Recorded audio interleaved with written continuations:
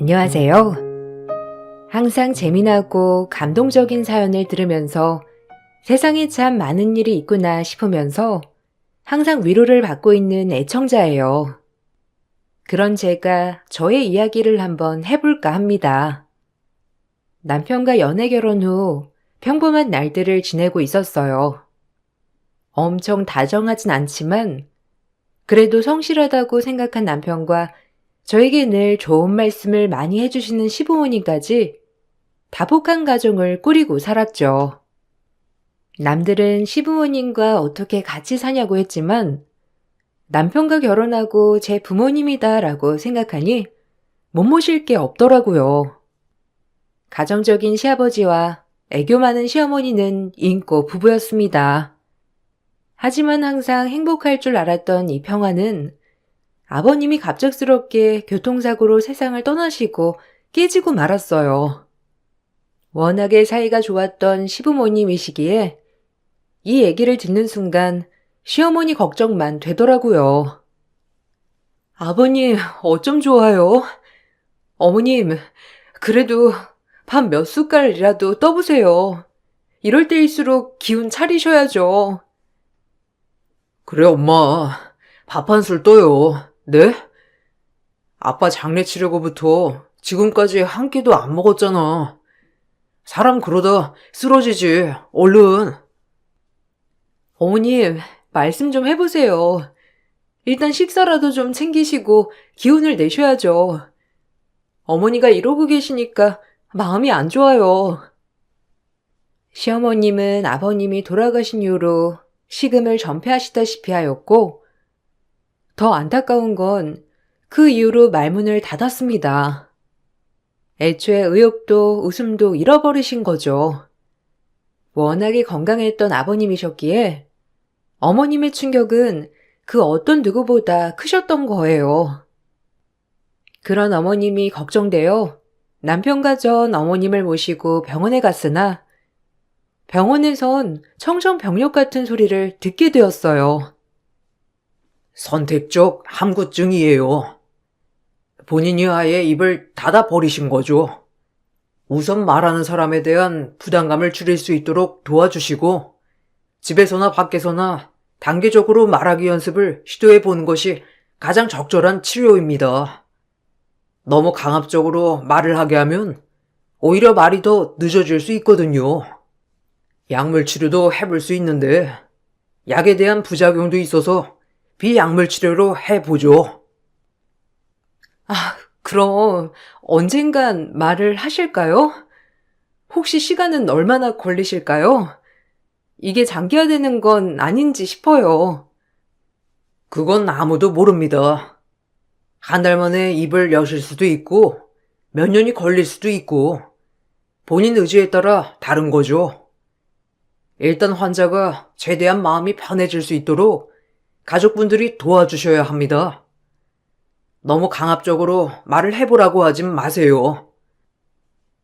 어머님은 충격으로 선택적 함구증이라는 진단을 받으셨고, 그 이후부터 입을 여시지 않았어요. 많은 노력을 해보았지만 어머님은 끝까지 입을 열지 않으시더라고요. 안타까움에 마음이 미어졌고, 그런 어머님을 최선을 다해 모셔야겠다고 생각했어요. 제가 시집 올 때부터 지금까지 정말 따뜻하게 대해주신 분이었기 때문에 당연히 이렇게 해야 한다고 생각했죠. 하지만 며느리인 저보다 아들인 남편은 어머님을 답답하게 여기기 시작했고, 그러면서 어머님께 짜증을 내는 일이 허다했죠.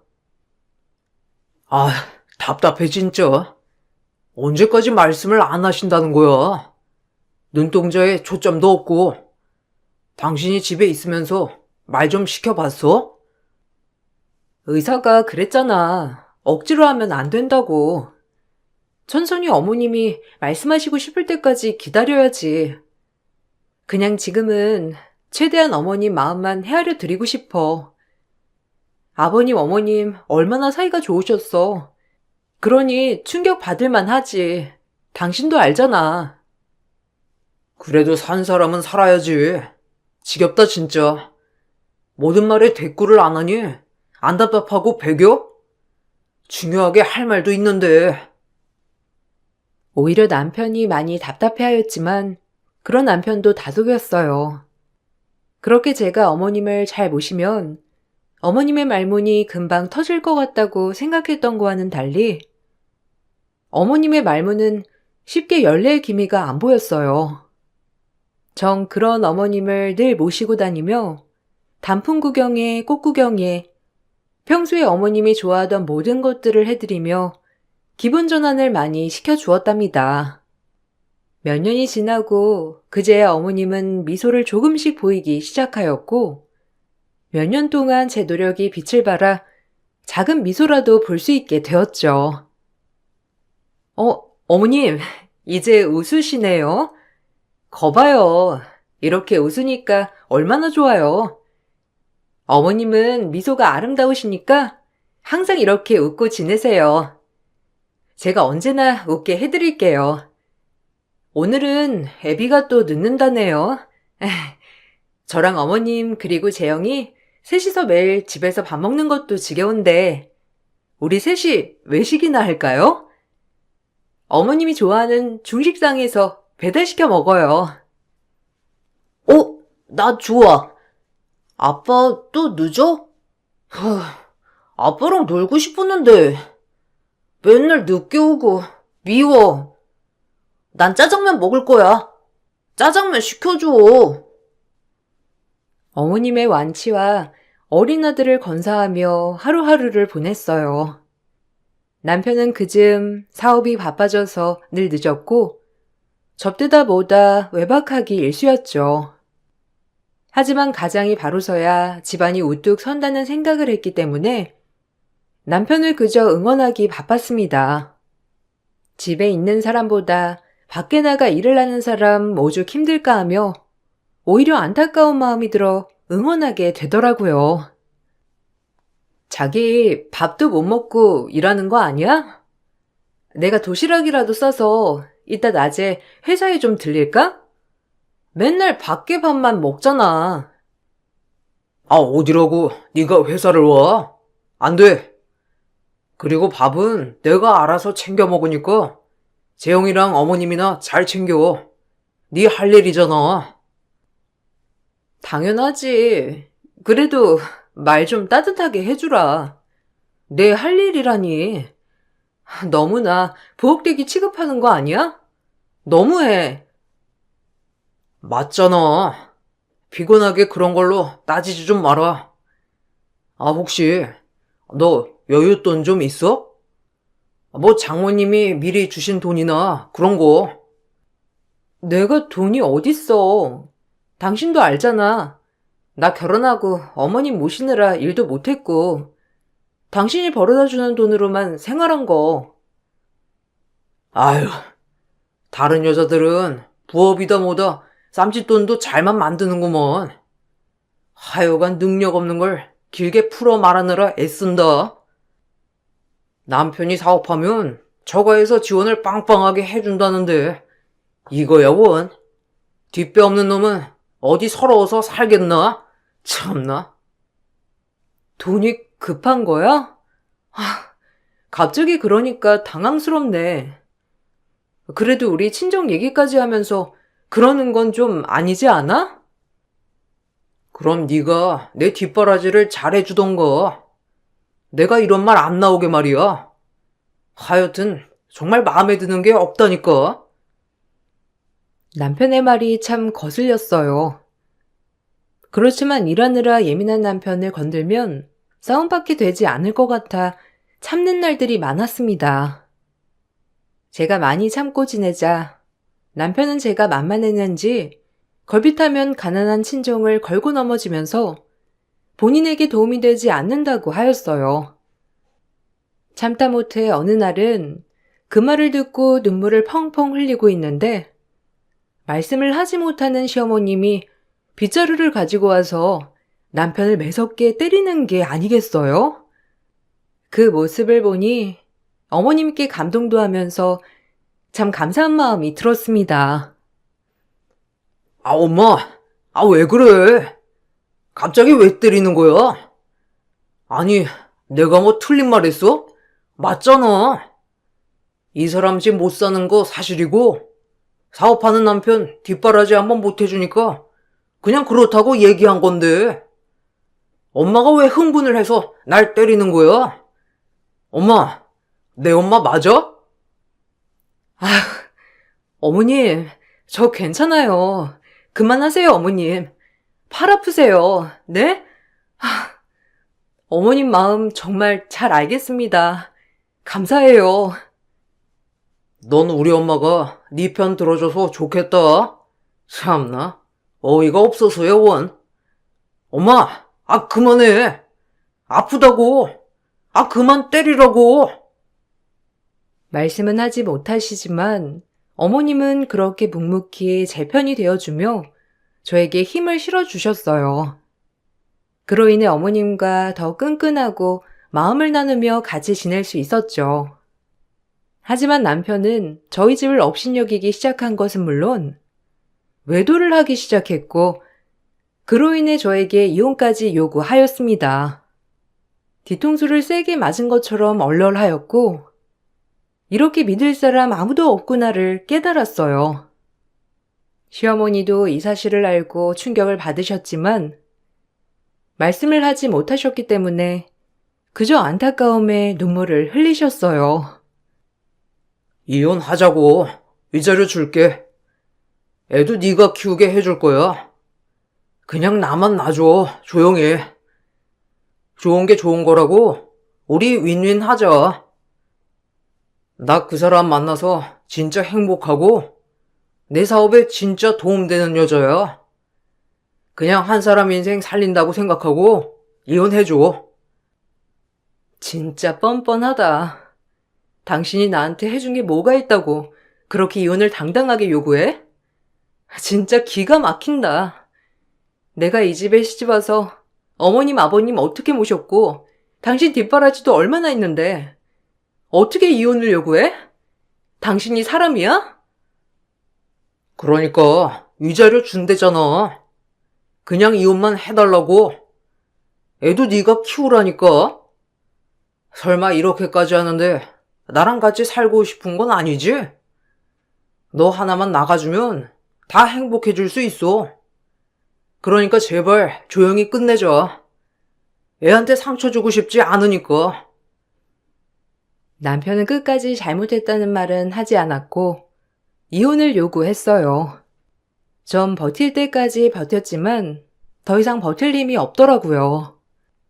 시어머님은 말씀은 하지 못하지만 남편이 괘씸한 지 남편의 바짓가랑이를 붙잡으며 저에게 사과하라는 뉘앙스의 손짓을 하였지만 남편은 들은 척도 하지 않더라고요. 아무것도 귀에 들리지도 행동도 눈에 들어오지 않는 남편이었어요. 그런 모습까지 보니 그냥 정말 모든 게 부질없고 이 사람을 놔주고 싶은 마음이 들었고 그래서 깔끔하게 남편에게 이혼을 해주겠다고 했어요. 그렇게 이혼을 하고 위자료를 챙겨받아 아이와 둘이 나오게 되었습니다. 어머님이 걱정되어 몇 날 며칠 울기도 했지만 마음을 독하게 먹어야 했어요. 이제는 저와 아들 단둘이 살아나가야 할 이 험난한 세상이 마주하고 있다고 생각했거든요. 어머니, 죄송해요. 제가 끝까지 어머님 모셨어야 했는데 참 어쩔 수가 없네요. 전 이제 버틸 힘이 없어요. 그래도 어머님 아들이니 아마 어머님은 잘 모실 거예요. 죄송합니다. 잘 사는 모습 보여드렸어야 했는데 가끔 종종 문자할게요. 재영이 보셔야죠. 다른 건 다 괜찮은데 어머님이 너무 마음에 걸려서 어쩔 도리가 없네요. 죄송해요, 정말. 어머님 앞에서 저렇게 말하고 눈물을 흘릴 때 어머님은 말씀은 하지 않았지만 절 꼭 안아주었어요. 모든 걸 다 안다는 듯이 절 토닥여 주었죠. 그렇게 저와 아들은 새 출발을 하였고 남편이 준 위자료로 동네 작은 떡집을 개업하여 아들과 조그맣게 먹고 살 수 있었습니다.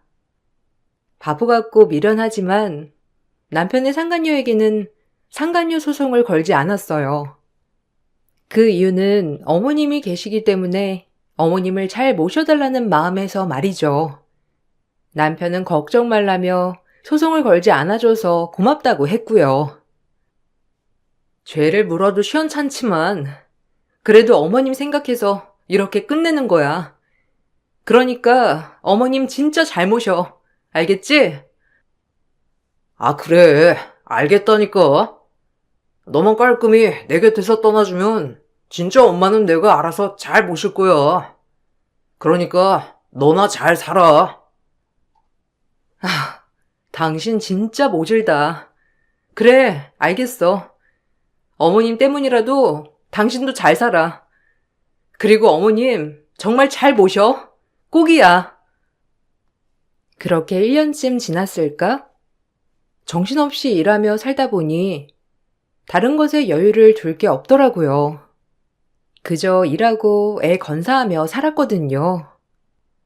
그래도 다행인 건 아이와 저 이렇게 먹고 살 수 있을 만큼의 벌이가 되어 다행이라고 생각했던 시기였습니다. 그러던 중 애와도 면접을 하지 않는 남편이 1년 만에 전화가 와 저에게 어이없는 소리를 하는 거예요. 그 소리를 듣고 욕이 나왔고 인간이라면 절대 그럴 수 없었어요. 남편의 말을 들으니 인간이길 포기한 사람 같은 생각이 들었고 그 소리를 듣고 화가 났어요. 니네 집 앞에 어머님 데려다 놨으니까 네가 모셔. 사람 잡는 노인네. 죽든 말든 난 몰라. 이제 네가 알아서 해. 너 나랑 이혼하기 전에 우리 엄마랑 각별했잖아. 그러니까 네 엄마다 생각하고 모시란 말이야. 난 더 이상 못 데리고 있겠으니까. 뭐? 너 지금 그걸 말이라고 하니? 어머님을 그럼 내쫓았다는 거야? 이 인간 쓰레기인 건 알았지만 이거 상종 못할 놈이네? 따지고 보면 재영이도 우리 엄마 손자니까 영 남은 아니잖아? 그러니까 재영이 할머니라고 생각하고 네가 데리고 살아. 죽든지 말든지 난 이제 신경 안 쓸 테니까. 우리 엄마가 너한테 한 거에 비하면 이건 아무것도 아니잖아? 끊는다. 야, 전화를 이렇게 끊으려고 하는 게 어딨어? 당신이 인간이야? 어머님이 당신한테 어떻게 했는데 어쩜 이래? 이혼 전 모시던 말 못하는 시모를 내 집 앞에 뒀다는 정신나간 전 남편의 말에 전 일을 하다 말고 헐레벌떡 집 앞으로 가보았고 그곳엔 보따리와 함께 어머님이 쭈그려 앉아 계셨습니다. 제가 집을 나올 때보다도 더 야해진 모습을 보니 눈물이 나왔고 전 어머님을 보자마자 꽉 끌어안아드리며 얼른 어머님을 집 안으로 모셨어요. 말하지 않아도 모든 걸 알 것 같았는데 그 집에서 남편과 상간녀에게 얼마나 눈치를 받으셨는지 말이에요.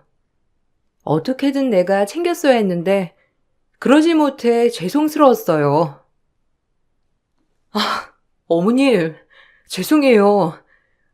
제가 진작에 모셨어야 했는데 먹고 사는 게 뭔지 참 이렇게 시간이 흘렀네요. 괜찮으신 거예요? 아니 어떻게 전에 봤을 때보다도 더 마르셨어요. 참 어쩜 좋아 정말. 나쁜 인간들 같으니라고. 어머님, 이제 여기 계세요.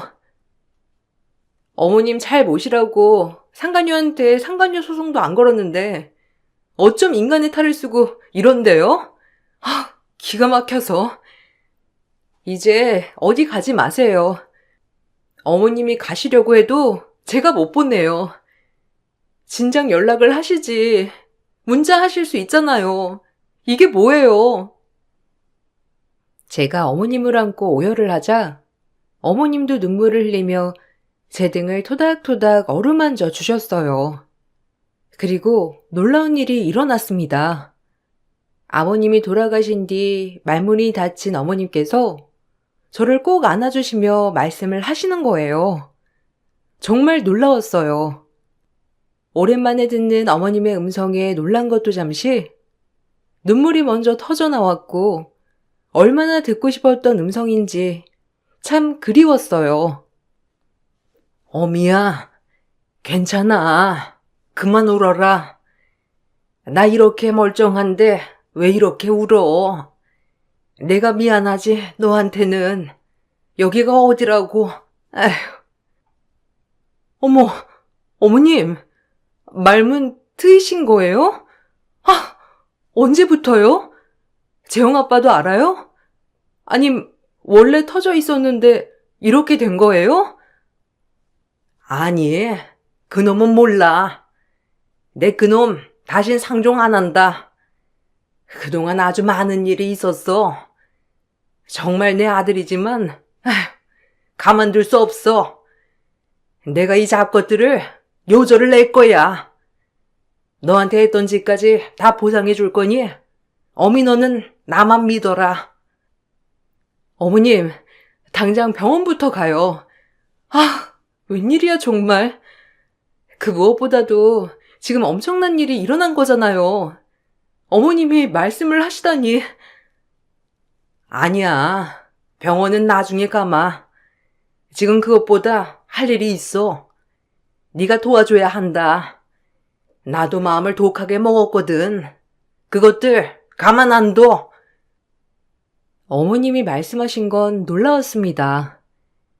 상간녀를 집에 데려와 살기 시작했는데 어머님이 말을 못한다는 이유로 상간녀가 어머님에게 밥도 주지 않고 늘 심한 욕을 하며 무료까지 썼다고 했어요. 하지만 이걸 보고도 전 남편은 웃으며 바보라서 어쩔 수 없다며 어머님 앞에서 대놓고 조롱하는 일도 허다했다고 했죠.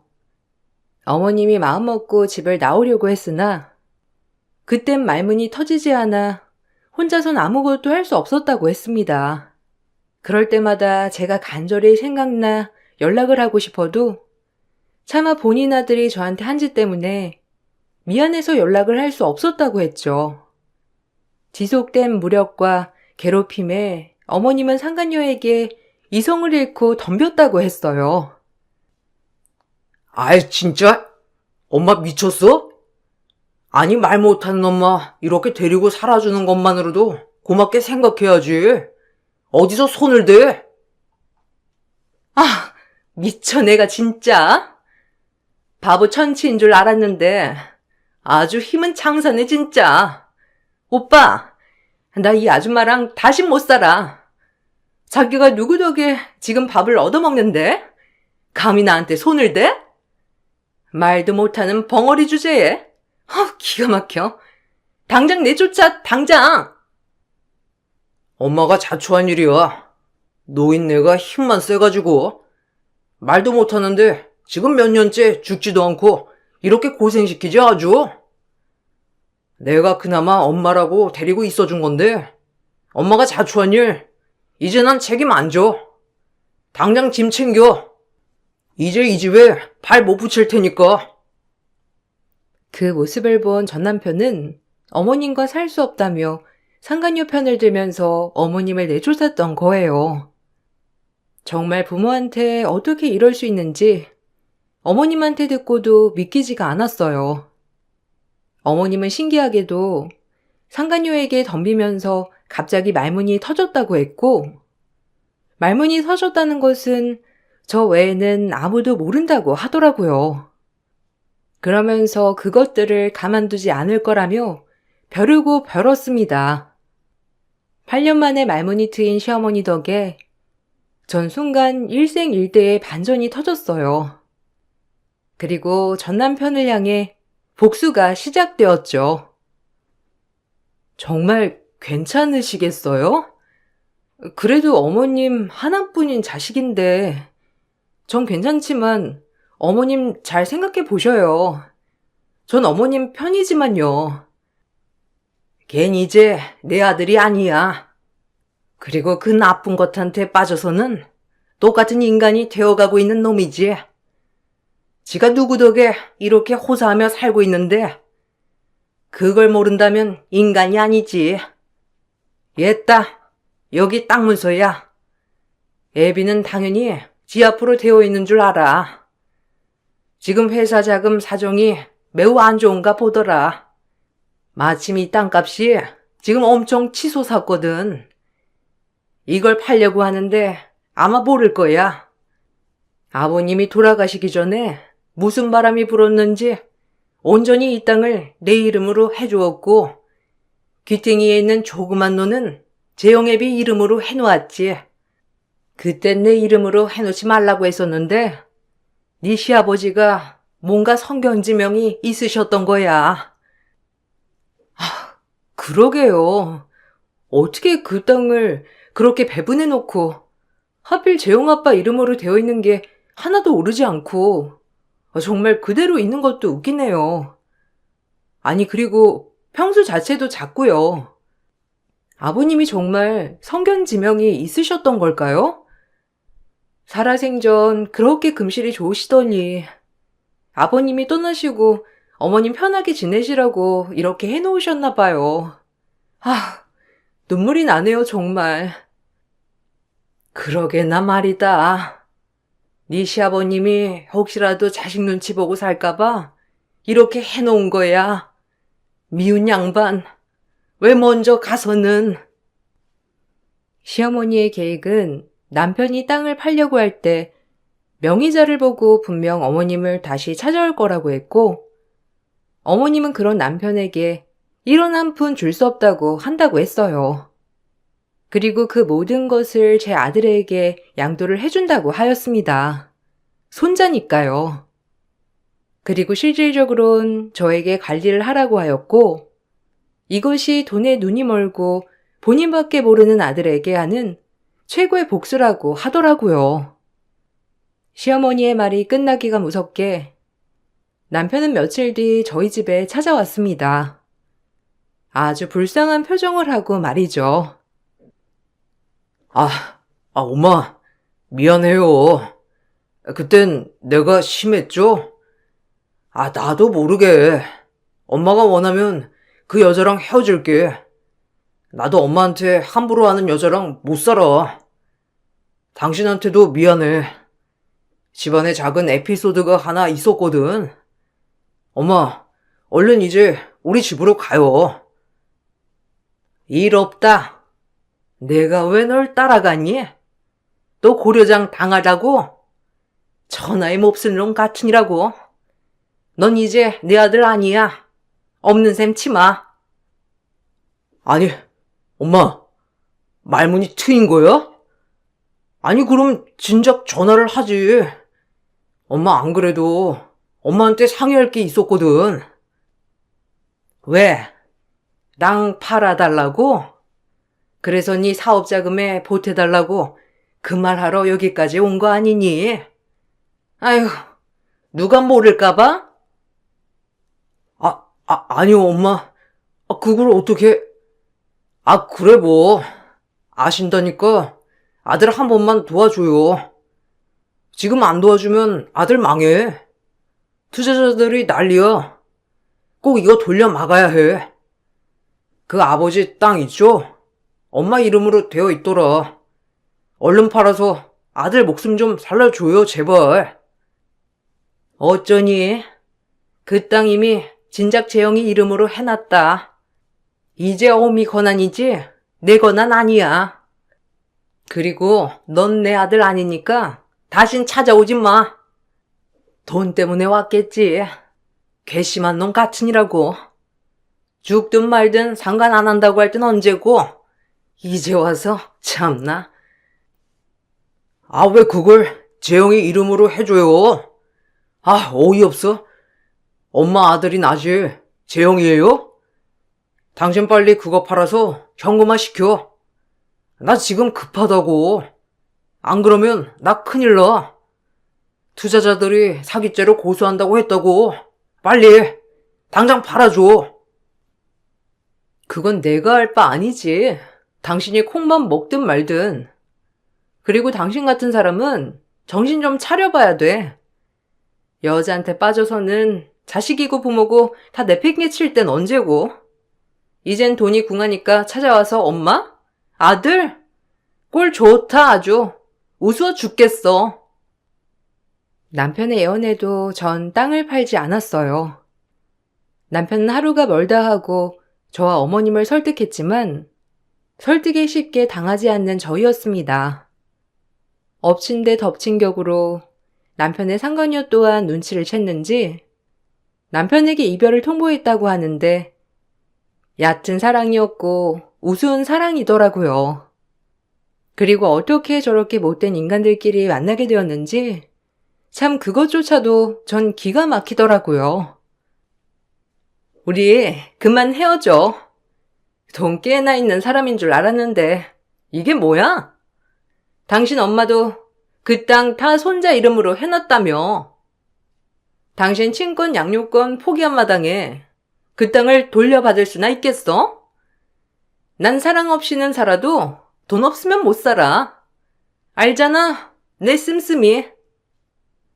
너 진짜 너무하다. 난 처자식 다 버리고 널 선택했는데 이제 와서 네가 날 버리겠다는 거야? 그렇게는 안 되지.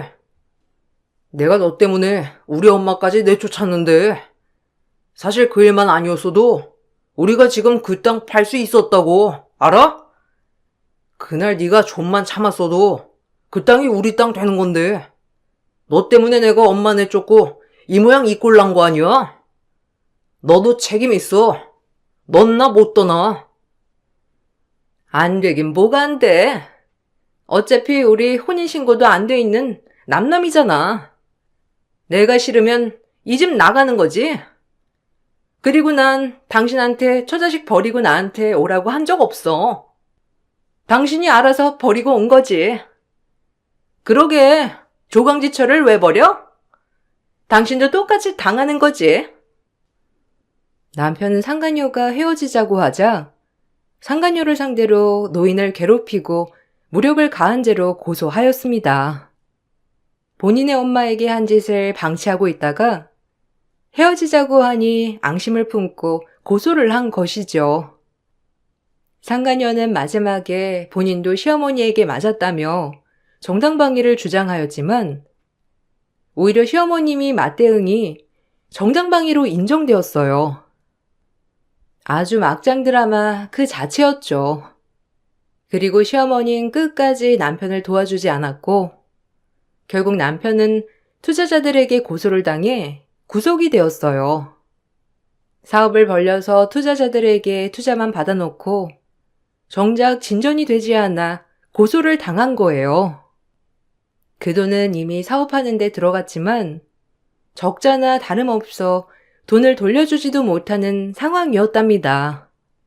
위덜은 공경하지 못하고 처자식을 버린 대가를 이제서야 톡톡히 받는 것 같아 기분이 정말 통쾌하였어요. 사실 더욱더 벌을 받아야 마땅한 인간인데 고작 구속이라니. 참 애통했지만 그래도 본인은 구속되기가 싫은지 빌더라고요. 단 한 번도 저에게 아쉬운 소리를 한 적이 없는 남편이었는데 이제 막다른 길에 다다르기 시작하자 비기 시작하더라고요.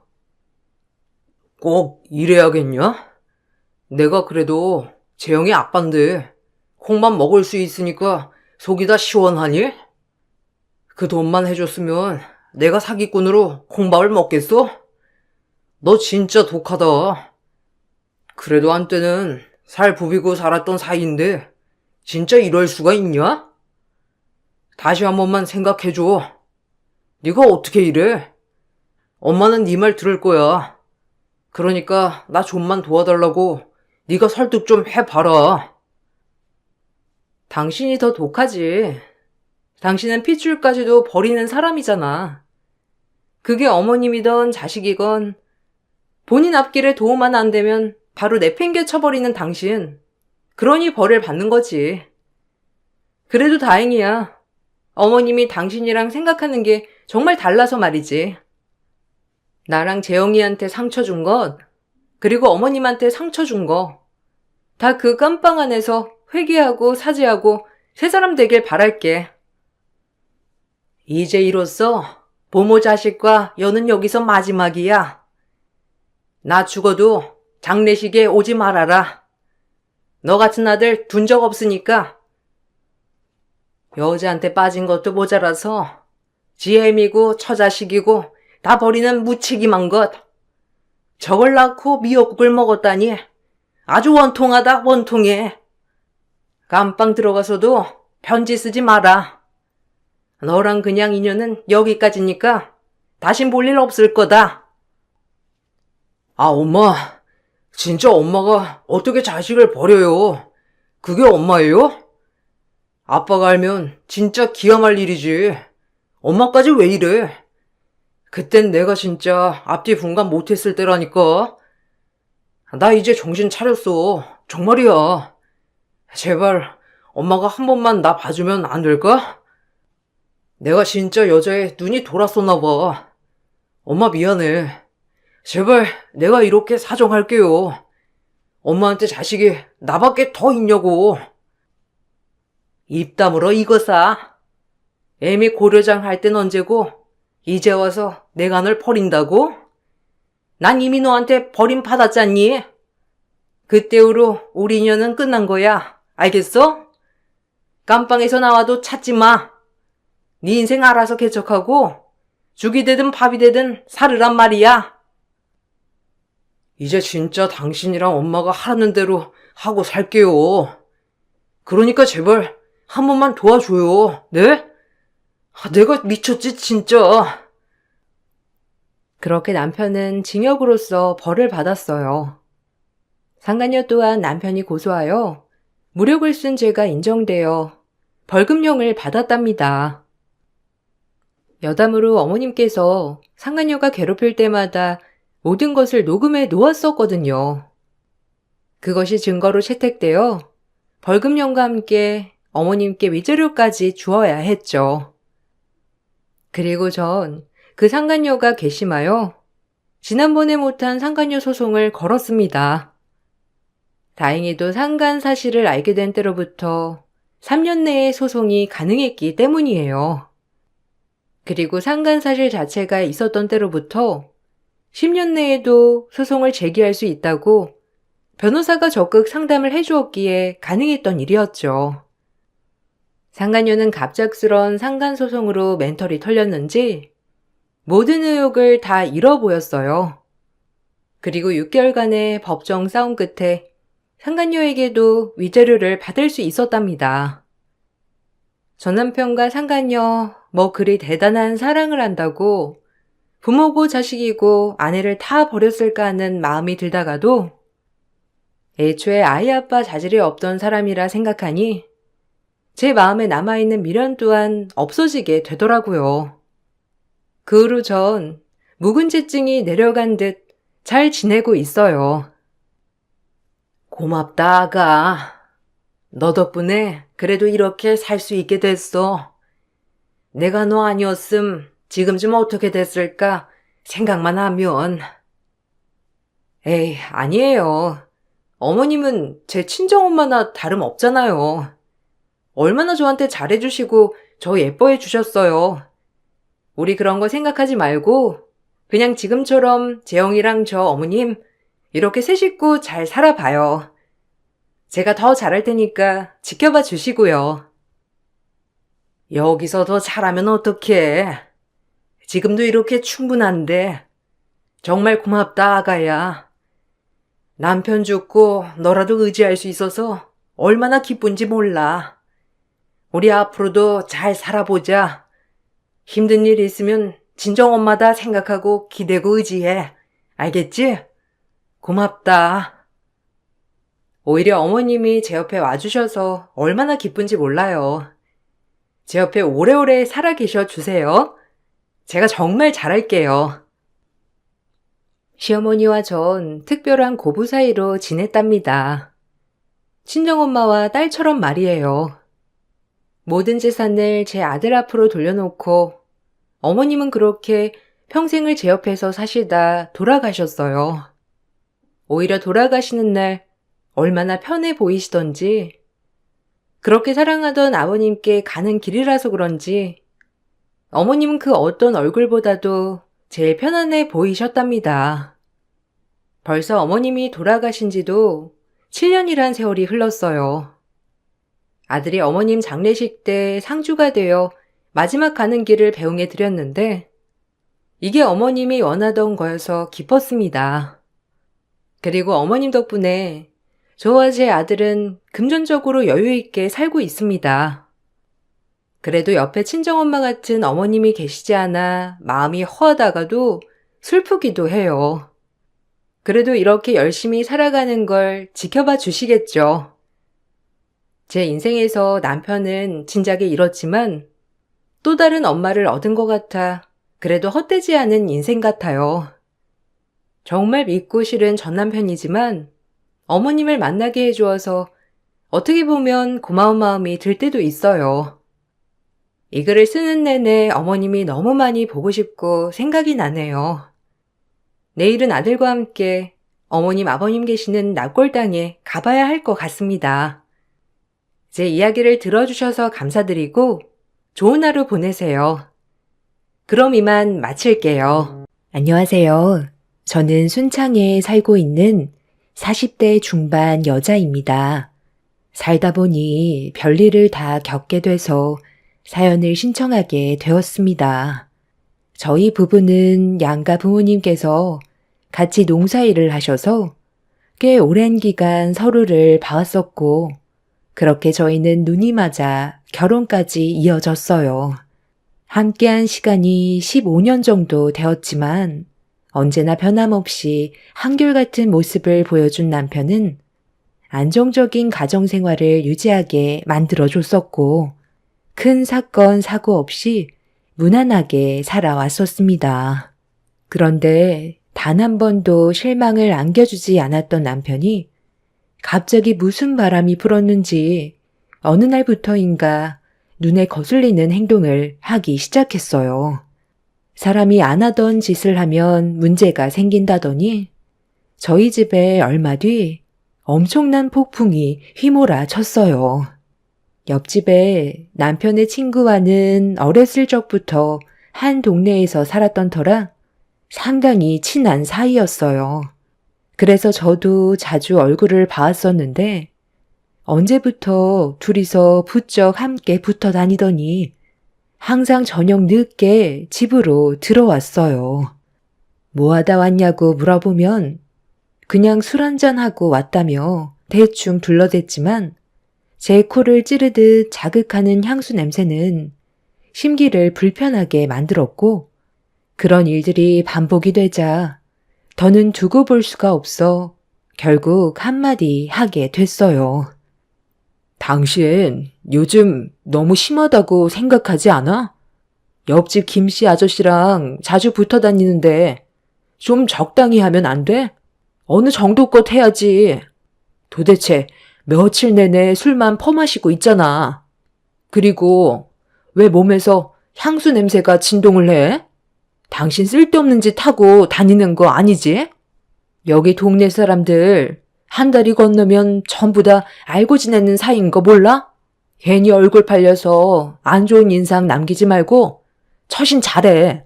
술집까지는 이해해 주겠지만 그 이상은 나도 조용히 넘어가지 않을 거야. 광철이라 간단하게 술 좀 마셨어.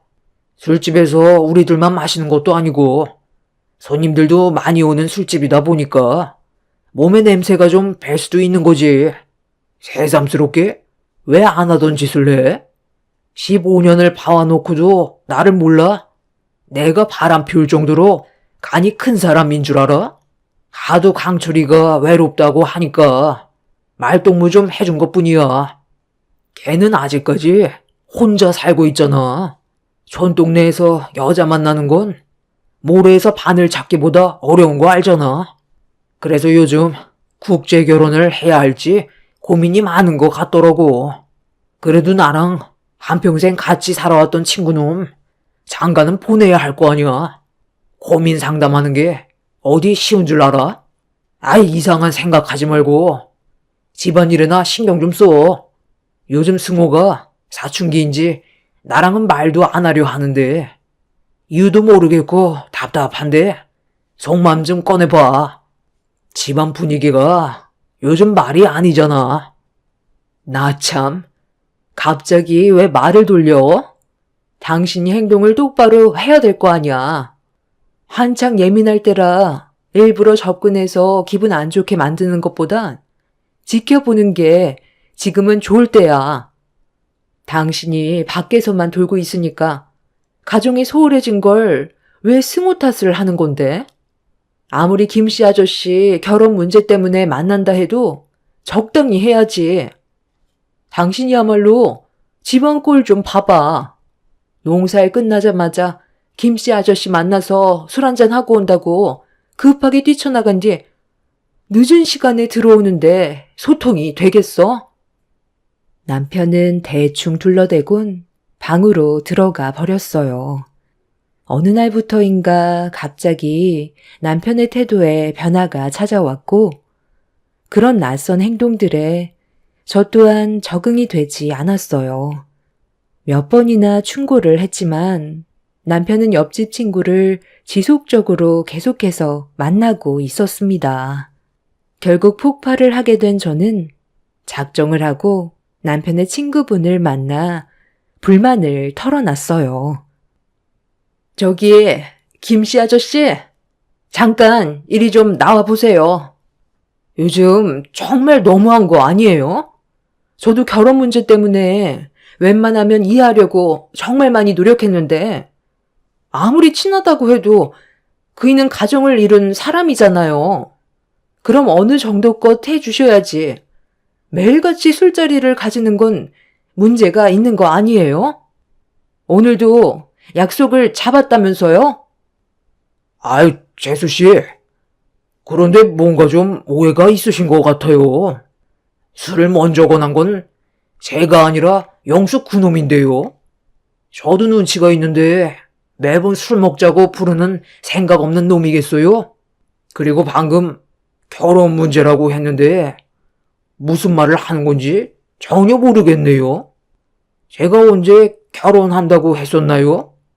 요즘 들어 고민이 있다고 계속해서 술을 마시자고 하는데 막상 먹고 보면 또 그렇게 중요한 얘기는 아니라 집에 있는 게 답답한 것 같아 보여 그러려니 했거든요.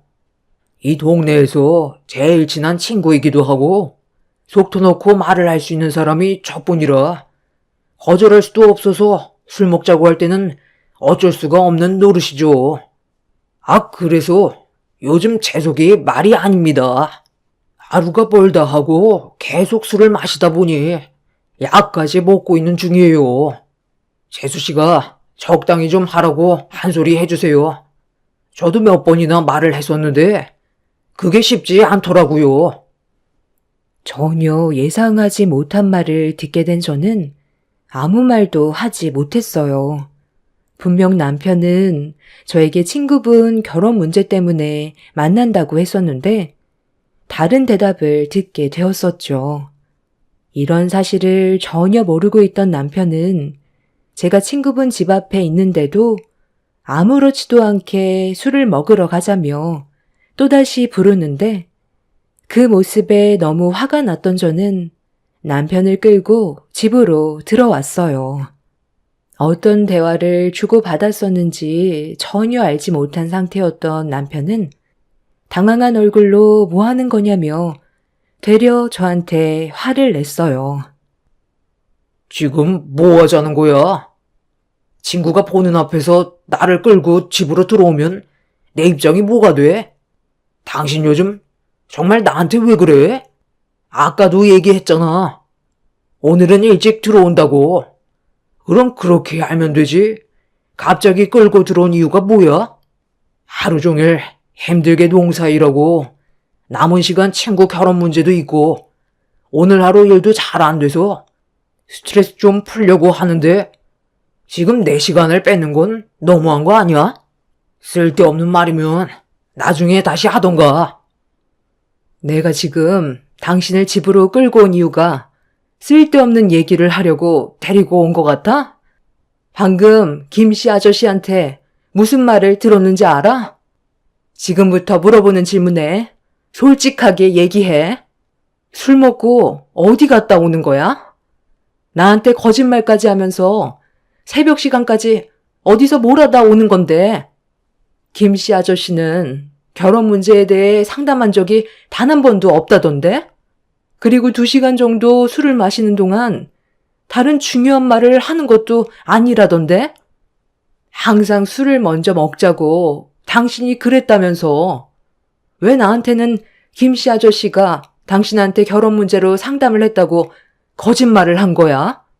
도대체 어디서 뭘 하고 오는 건데? 제 말에 남편은 친구분이 그런 말을 꺼냈다는 거에 많이 놀란 눈치였어요. 순간적으로 말문이 턱 막힌 모습을 보게 된 저는 확실히 뭔가 있다는 걸 알게 되었죠. 저도 똑같이 농사일을 하고 집안일도 하면서 힘든 날들을 보내고 있는데 남편은 이런저를 도와주기는커녕 제가 알지 못하는 행동을 하고 있다는 거에 화가 많이 났었죠. 그렇게 계속해서 남편을 추궁했지만 횡설수설 변명만 할 뿐 진실을 말하지 않고 있었습니다. 그날 남편한테 정말 많은 실망을 하게 되었고 끝까지 솔직하게 얘기하지 않는 모습에 결국 억누르고 있던 감정을 터뜨리게 되었습니다. 남편은 저와 마주하는 자리가 많이 불편했는지 나가지 말라고 화를 내던 제 말에도 현관문을 박차며 밖으로 나가 버렸어요. 15년간 한결같았던 남편이 처음으로 돌발 행동을 했던 날이었고 뒷모습을 지켜만 볼 수밖에 없었던 저는 결국 다리에 힘이 풀려 그 자리에 털썩 주저앉아 버렸어요. 그리고 한바탕 난리가 났던 그날 남편은 처음으로 외박까지 하게 되면서 다음날 저희 집에 아침을 드시러 오신 시부모님께서 이 사실을 알게 되면서 집안은 난리가 나게 되었어요. 너 지금 어디서 뭘 하다가 이제야 기어 들어온 거냐? 며느리 말 들어보니까 저녁에 매일같이 밖에서 술을 퍼먹고 다닌다며? 새벽 늦게까지 어디서 뭐 하다 왔는지 조금의 거짓 없이 얘기해라. 이 동네에서 한 달이 건너면 다 아는 사이인데 쓸데없는 행동은 집안을 욕먹인다는 거 몰라? 아, 제가 뭘 어쨌다고 그래요. 요즘 하도 답답해서 술 좀 마셨어요. 그리고 남자가 술을 마시다 보면 외박도 할 수 있는 건데 이렇게까지 일을 크게 만들 일이에요? 저 나름대로 처신 잘하고 있으니까 신경 쓰지 마세요. 술이 덜 깨서 오해나 일을 할 수 있을 것 같은데 그래도 되는 거죠? 너 내가 사돈댁이랑 어떤 사이인지 몰라? 상당히 오랜 시간을 함께해온 동업자다. 생각 없는 행동들이 양가 집안을 풍비박산나게 만들지도 모르는데 뭐가 어째? 남자면 밖에서 술을 마셔도 된다고? 그럼 며느리도 밖으로 돌아도 상관없다는 거야? 괜히 일 크게 만들 생각하지 말고 잘못한 거 있으면 솔직하게 얘기한 뒤 용서를 구해라. 그리고 다시 가정을 바로 잡거라. 며느리 눈에서 눈물 한 방울이라도 흘리기만 해봐. 그땐 이 애비가 가만두지 않을 거니까 내가 생각하는 그런 짓을 저지르지 않길 바란다. 그리고 오후에나 나온다고? 네가 술 퍼먹은 걸 우리가 왜 이해해줘야 하는데? 당장 튀어나와서 일할 준비하고 며느리는 어제 저놈 때문에 속이 말도 아니었을 텐데 오늘 하루는 푹 쉬어도 된다. 영순 이놈은 나이가 몇인데 아직까지 철없이 행동하는 거야? 생각 없는 남편의 행동에 시부는 화가 많이 나셨는지 흥분을 쉽게 가라앉히지 못하셨어요. 시부가 화를 내자 남편은 한마디도 못한 채 밖으로 나가 버렸죠. 시부모님은 저에게 미안하다며 남편의 무책임한 모습들을 대신 사과하셨어요. 어디서 뭘 하다 왔는지 끝까지 말하지 않았던 남편은 계속 저를 회피했고 저 또한 좋지 않은 감정을 가지고 있었기 때문에 먼저 말을 걸지는 않았습니다. 그렇게 한동안 냉전의 시간이 흐르게 되었고 험악해진 집안 분위기를 알면서도 남편은 시부에게 한 소리 들은 지 며칠이나 됐다고 또다시 외박을 시작했어요. 오히려 더 대범한 모습을 보이면서 인생을 포기한 사람처럼 가정에는 전혀 신경을 쓰지 않았습니다. 그때 확신할 수 있었던 건 남편이 저 말고 다른 여자가 있다는 걸 눈치챌 수 있었어요. 그런 날들이 반복이 되고 시부의 경고까지 무시하면서 정신적으로 많이 힘든 시기를 보내야만 했어요. 그렇다 할 증거물이 나오지 않아 더욱더 상처를 크게 받았던 저는 남편의 행동 하나하나 증거물로 남겨놨었어요.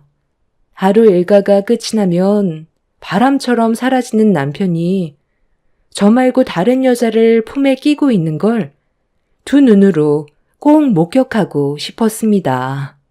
그래서 일을 끝마친 뒤 남편의 뒤를 몰래 쫓았는데 곧장 시내로 달려간 남편이 향하게 된 곳은 충격적이게도 새로 생긴 다방집이었어요. 꽤 많은 남자 손님들이 다방집을 드나들기 시작했고 남편이 문 앞에 서자 처음 봤던 다방 여자가 꼬리를 살랑살랑 흔들면서 남편의 얼굴에 미소를 띠게 만들었습니다. 얼마나 기분이 좋았으면 저와 함께 있을 때의 모습과는 정반대되는 얼굴 표정을 하며 다방집으로 들어갔어요. 너무 기가 찼던 상태에서 남편이 언제 또 밖으로 나오게 될지 지켜보고 있었는데 해가 지고 저녁 시간이 되어서야 다방에서 나왔어요. 제가 몰래 지켜보고 있다는 걸 전혀 눈치채지 못한 남편은 다방 여자와 대화를 주고받았고 그 말을 귀 기울여 듣게 된 저는 결국 참아왔던 눈물이 터져나와 버렸어요. 남편이 저 말고 외간 여자를 만나 즐기고 있을 거라곤 상상조차 하지 못했던 장면이었고 남편이 다방 여자의 옆구리로 손이 올라갔었어요. 그 모습을 두 눈으로 목격한 저는 당장이라도 다방 여자의 머리채를 잡아채고 싶었지만 어정쩡하게 넘어가는 것보다 확실하게 모든 걸 정리하는 게 좋을 것 같아 흐르는 눈물을 닦아내며 핸드폰 셔터를 눌렀고 제가 뒤에서 몰래 지켜보고 있다는 사실을 전혀 눈치채지 못한 남편은 절대로 해선 안 될 행동을 저질러 버렸어요. 남편이 다방 여자를 품에 낀 채 호텔로 향하고 있었죠. 주변에 오고 가며 인사 정도는 나눴던 이웃분들이 돌아다니고 있었는데도 이미 눈에 뵈는 게 없었고 늦바람이 무섭다더니 15년 만에 남편은 가정을 내팽겨쳐 버린 뒤 그 여자에게 제대로 정신이 팔려 있었어요.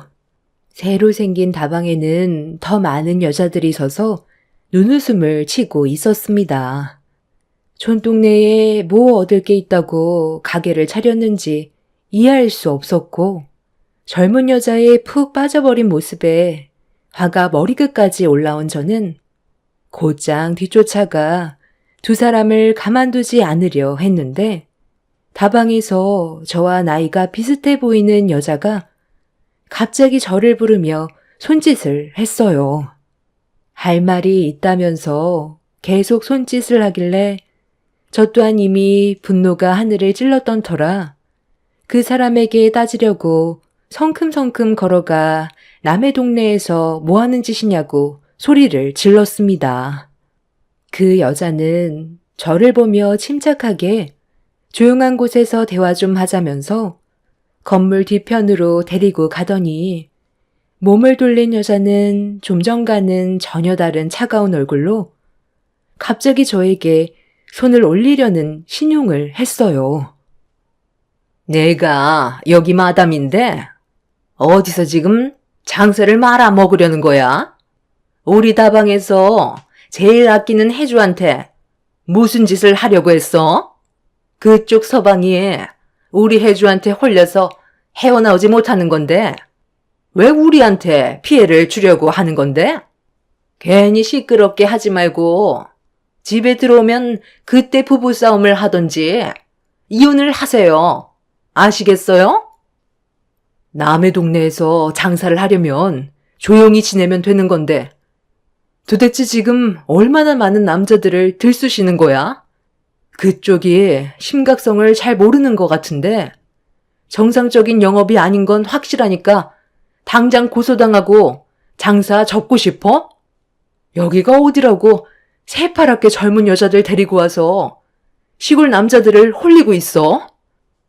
그래서 네 남편이 우리 다방에 있는 여자랑 쿵짝쿵짝 했다고 온 동네에 소문이라도 내게? 그럼 그쪽은 창피해서 고개는 들고 다닐 수나 있겠어?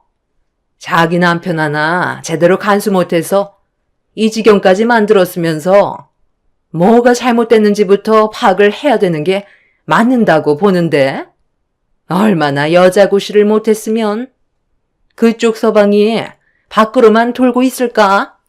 저분 우리 가게에서 제일 큰 단골이야. 하루도 빠지지 않고 매일 얼굴 도장 찍고 간다니까. 거저 굴러 들어오는 돈을 우리가 걷어찰 필요 있겠어? 결국 그쪽이 문제를 터뜨리면 서로 피보는 건 똑같으니 조금 있다가 조용히 그쪽 서방만 데리고 가서 지지고 볶든지 알아서 해. 그래서 너희들은 지금 잘했다는 거야? 돈 때문에 남의 가정 파탄 내놓고 조금의 양심의 가책도 없는 거냐고. 내가 경찰서에 신고 못할 것 같아? 꼴에 자존심은 있어가지고 내 앞에서 본처라고 경찰서에 신고하게? 한번 해봐. 나도 영업방해죄로 그쪽을 신고할 테니까. 내가 이런 생활 한두 번 해봤는지 알아? 우리는 조금의 피해도 없어. 결국 무너지는 건 그쪽 가정이고 경찰에 신고를 해도 달라지는 건 없다는 거야. 여자 치마폭에 헤어나오지 못하는 남자는 가정이고 뭐고 없거든. 오로지 앞만 보고 달리기 때문에 바로 잡을 생각 아니면 그냥 조용히 서로 갈라서는 게 좋지 않겠어? 나도 그쪽을 상대로 소송할 수 있거든. 그쪽이 목격한 모든 것들은 전부 업무상 친절할 수밖에 없는 거였고 오해를 한 거라고 미리 입 맞춰 놓으면 잘못돼도 꼴랑 며칠 영업정지 말곤 아무것도 없어. 나를 부른 여자는 다방을 운영하는 사장이었어요. 화가 치밀어 올라 당장이라도 머리채를 잡고 싶은 심정이었지만 역으로 고소를 당하게 될 것 같아 제가 손해보는 일은 하지 않았습니다. 결국 아무것도 해결하지 못한 채 남편이 호텔에서 걸어 나오길 기다렸고 몇 시간 뒤 밖으로 나온 남편을 보자마자 얼굴에 사정없이 뺨을 올려쳤어요. 제가 나타날 거라곤 전혀 예상하지 못했는지 당황해하면서 말을 더듬었습니다. 그리고 옆에 있던 외간 여자는 급하게 자리를 피해 도망을 쳤어요. 저에게 죄송하다는 말 한마디 하지 않은 그 여자에게 달려들려 하자 제 팔을 잡아 돌려 세운 뒤 집에 가서 얘기하자며 저를 차에 올려 태웠고 그렇게 집으로 도착하게 된 저희 부부는 15년 만에 처음으로 서로 목소리를 높이면서 평생 씻을 수 없는 막말을 퍼부었습니다. 그래서 지금 당신이 잘했다는 거야? 나랑 함께한 시간이 15년이야. 그동안 당신한테 쏟아부은 내 삶의 기간이 절대 짧지 않다는 걸 본인도 알고 있으면서 어떻게 조금의 미안한 감정도 없이 이런 뻔뻔한 상황을 만들 수가 있어? 바람 피우면서 조금의 양심의 가책도 못 느꼈니? 나랑 이혼할 생각을 가지고 있었던 거야? 나도 사람인지라 젊은 여자가 내 앞에서 꼬리를 흔드는데 어떻게 마다할 수가 있겠소?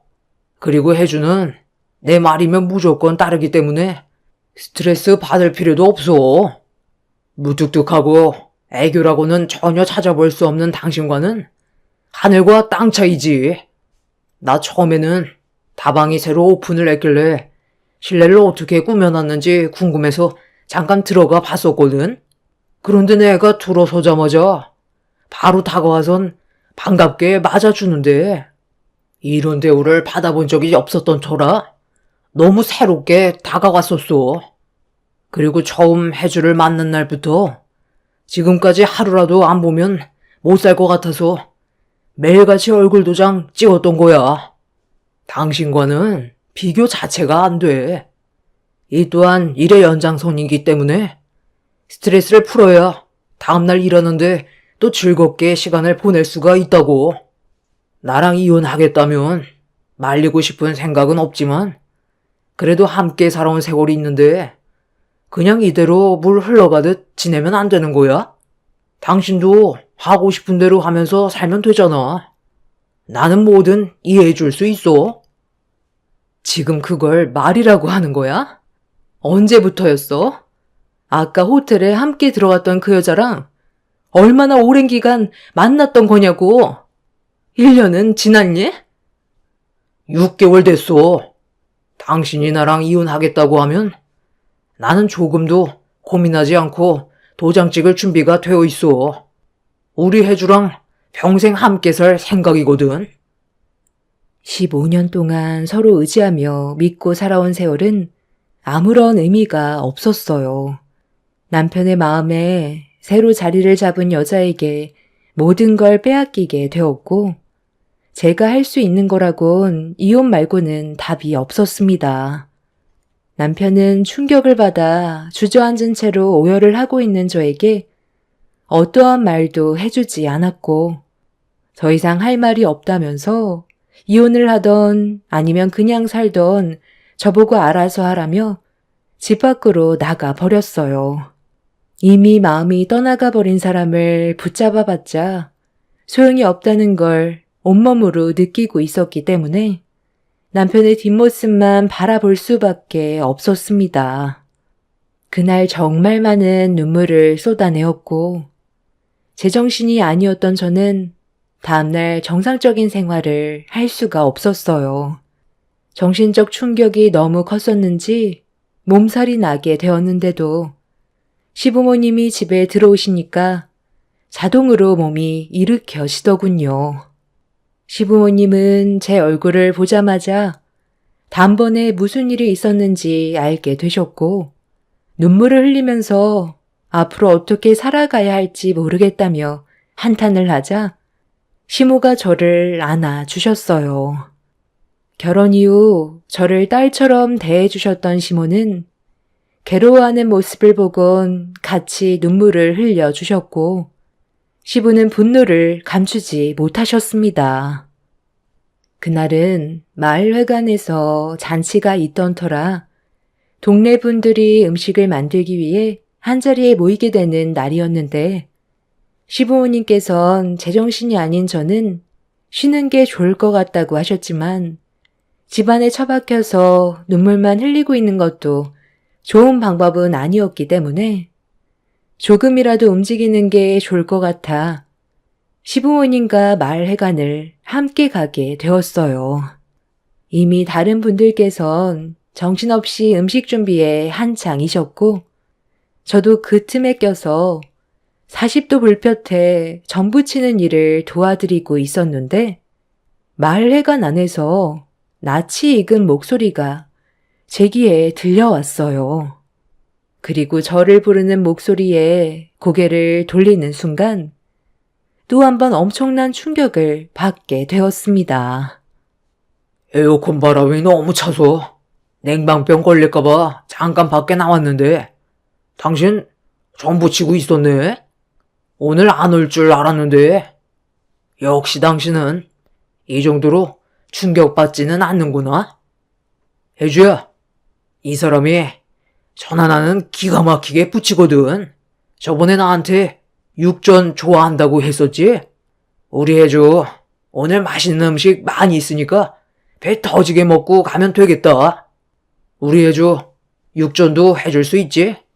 부모님도 안 계셔서 제대로 된 음식을 그동안 먹은 적이 없다고 하더라고. 마음이 넓은 당신이 신경 좀 써줘. 얘가 요즘 날이 더워서 그런지 입이 상당히 짧아졌거든. 살까지 빠져서 내 마음이 찢어질 것처럼 아프니까 집에 갈 때 좀 싸갈 수 있게 넉넉히 좀 만들어주면 더 좋고.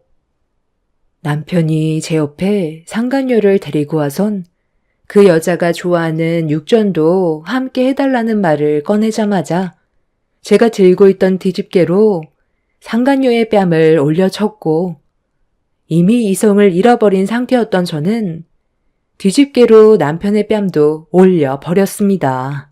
상간녀는 비명을 지르면서 뺨에 묻은 기름 때문에 얼굴이 화끈거린다며 남편의 옷에 자기 얼굴을 문대고 있었는데 제 앞에서 남편과 상간녀의 모습을 본 시부가 갑자기 마을회관 안으로 들어가시더니 양손에 충격적인 물건을 들고 달려오셨어요. 저보고 피하라는 말에 급하게 도망을 쳤고 시부의 목소리에 뒤를 돌아본 남편과 상간녀는 시부가 들고 있었던 요강단지를 피하지 못하고 두 사람 모두 뒤집어 쓰고 말았습니다. 요강 안에 있던 내용물들이 머리 위로 부어졌고 남편과 상간녀는 비명을 지르면서 눈도 뜨지 못한 채 이리저리 왔다 갔다 하다가 논두렁에 몸을 담가 요강을 뒤집어 쓴 얼굴을 급하게 씻어내고 있었습니다. 남편은 뭐 하는 짓이냐고 소리를 지르며 시부에게 화를 냈어요. 아버지, 지금 이게 뭐 하는 거예요? 제가 뭘 잘못했다고 요강을 뒤집었어야 되는 건데요? 우리 혜주가 왜 이런 대우를 받아야 되는 거냐고요? 이놈이, 너 방금 뭐라고 그랬어? 우리 혜주? 내 며느리가 두 눈 시퍼렇게 뜨고 있는데 마을 회관까지 전현을 데리고 와서 뭐를 해달라고? 이제 아주 눈에 뵈는 게 없지? 내가 그동안 몇 번이나 경고를 했었는데도 애비 말을 무시하고 15년 동안 너를 위해 몸바쳐 살아온 우리 며느리한테 상처를 줘? 저번에 말했었지? 사돈댁과 내가 상당히 가까운 관계라고. 너 때문에 우리가 함께해온 세월까지 전부 물거품이 되어버렸다. 다시는 너를 내 아들로 생각하지 않으마. 인연 끊을 거고 너한테 주기로 했던 내 모든 재산 한 푼도 넘겨주지 않을 거니까 두 번 다시 내 앞에 나타나지 마라. 네가 죽고 못 산다는 저 저급한 년이랑 잘 먹고 잘 살아봐. 가진 것도 없고 배운 것도 없는 네가 뭘 하고 살 수 있겠어? 내가 가진 모든 것들 며느리한테 전부 다 물려주도록 하마. 우리 마을에서 당장 썩 나가. 시부는 마을 사람들을 동원해 남편과 상간녀를 마을에서 쫓아버렸어요. 그리고 시내에 있던 다방을 불법 영업으로 신고를 했고 남편과 저와의 관계에 문제가 생겼다는 게 소문이 퍼지면서 다른 가정들도 저와 비슷한 일이 똑같이 생겼다는 걸 알게 되자 그 가게 앞에 많은 사람들이 몰려갔고 끝까지 버티려고 했던 다방 주인은 결국 폐업 처리를 한 뒤 다른 지역으로 도망을 치게 되었습니다. 그렇게 되자 상간녀도 남편을 두고 도망을 쳤어요. 하지만 이미 상간녀 소송으로 고소가 되어 있던 상태라 법적인 처벌은 피할 수가 없었습니다. 그제서야 남편은 뒤늦게 친정집으로 찾아와 손이 발이 되도록 빌었지만 이미 엎질러진 물은 주워 담을 수가 없었죠. 저희 부모님께서는 남편은 가만두지 않겠다며 난리를 쳤고 분노하신 부모님의 모습에 도망을 친 남편은 저와 어쩔 수 없이 이혼을 해줄 수밖에 없었습니다. 2번 다시 저희 마을에는 얼씬도 하지 못하게 된 남편은 시부모님 집 앞에서 매일같이 무릎을 꿇고 잠깐 정신이 나갔던 것 같다고 용서해달라고 했지만 시부모님은 조금의 선처도 없으셨어요. 양가 집안 얼굴에 먹칠을 한 남편은 아무것도 얻지 못한 채 내쫓겨 버리게 되었죠. 그 인간은 절대로 바람을 피우지 않을 거라고 확신했었는데 이런 일이 생기게 되니 아직까지도 믿어지지가 않아요. 앞으로 그 인간 없이 남은 인생을 살아야 할 테지만 조금의 미련도 없습니다. 앞만 보며 열심히 살아가려고요. 하루빨리 모든 걸 훌훌 털어버리고 다시 활기찬 생활을 하고 싶습니다. 제 사연 들어주신 분들, 무더워진 날씨에 항상 건강 조심하시고 여러분들의 가정은 언제나 행복하시길 기원 드리겠습니다. 감사합니다. 안녕하세요. 저는 30대 후반 여자입니다. 이번에 저희 시댁 집안에서 한바탕 난리가 난 일이 있었는데요. 아직까지 서로의 잘잘못을 따지고 있어 여러분들은 어떤 생각을 가지고 계신지 궁금해서 이렇게 사연을 신청하게 되었습니다. 시숙과 형님은 저희 부부보다 좀 늦게 결혼을 했었는데요. 시숙과 남편은 시부모님과 함께 농사일을 하시고 형님은 동네 병원에서 정형외과 의사를 하고 있습니다. 처음에 두 분이 너무 다른 환경에서 살아왔는데 결혼하겠다고 찾아왔을 때 가족 모두가 충격에 빠졌었죠. 전혀 매칭이 안 되는 남녀였기 때문에 시부모님은 시숙의 말을 장난으로 받아들이고 계셨습니다. 의사 형님은 꽤 오랫동안 동네에서 의사 생활을 했던 터라 거의 모든 사람들이 형님을 알고 있었어요. 연세가 꽤 많으신 환자분들은 거의 다 형님 병원에 가서 치료를 받을 만큼 좋은 이미지를 가지고 있었습니다. 그런데 두 분이 결혼하겠다고 찾아왔을 때 그 누구도 둘 사이를 전혀 알아차리지 못해서 시부모님께서는 입을 다물지 못하셨어요. 남편과 저도 눈앞에 펼쳐진 광경을 믿기 어려웠죠. 그런데 알고 보니 시숙이 하우스 정비 일을 하다가 떨어지면서 병원에 입원을 한 적이 있었는데 그때 담당 의사가 형님이었고 시숙을 정성껏 치료해주는 그런 모습에 반해서 접근을 시도했었다는 말을 들을 수 있었습니다. 형님은 처음에 장난인 줄 알았지만 지속적으로 고백을 하면서 동네 사람들 몰래 몇 번 만나게 되었고 그런 상황들이 결혼까지 이어지게 된 거였어요. 사람 일은 한 치 앞도 모른다고 하잖아요. 농사일을 하는 시숙과 의사 형님이 결혼할 줄 정말 아무도 몰랐었죠. 시부모님은 동네에서도 꽤 알아주는 땅 부자셔서 결혼은 어렵지 않게 성사됐었어요.